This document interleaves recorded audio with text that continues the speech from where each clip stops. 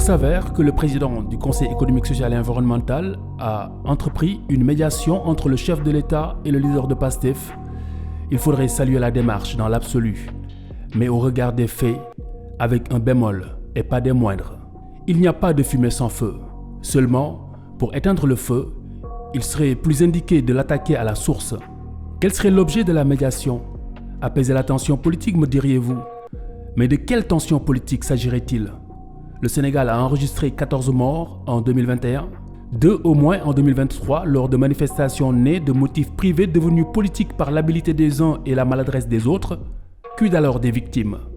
Des âmes pures dont le seul tort aurait été, dans leur entendement, de combattre une injustice. Elles y ont cru, elles y ont laissé la vie.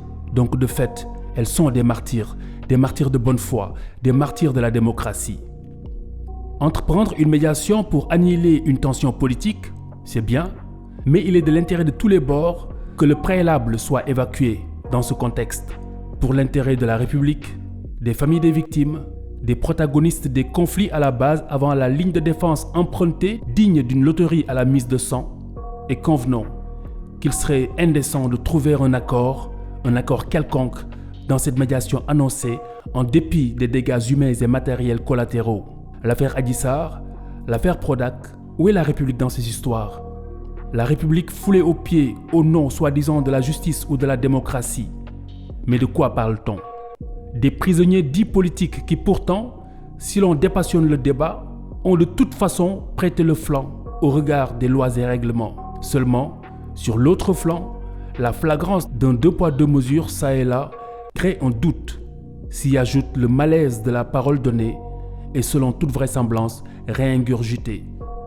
Tant que le président Macky Sall ne sera pas déterminé au sujet du 3e mandat pour les uns et 2e quinquennat pour les autres, la légitimité du combat de l'opposition dans ce sens ne souffrira d'aucun manque de crédibilité, sans verser bien sûr dans la problématique de la légalité qui est du ressort du Conseil constitutionnel, et on passera à côté des vraies équations. Dans une république qui se respecte, chacun doit assumer les actes qu'il pose. Et après, seulement après, on pourra éventuellement chercher des voies d'apaisement et de que sais-je encore. Il vaudrait mieux avoir le courage d'affronter les faits, d'y apporter les réponses adéquates plutôt que d'user de cache-misère pour entretenir et sauver les ambitions des uns et des autres au détriment de l'intérêt général.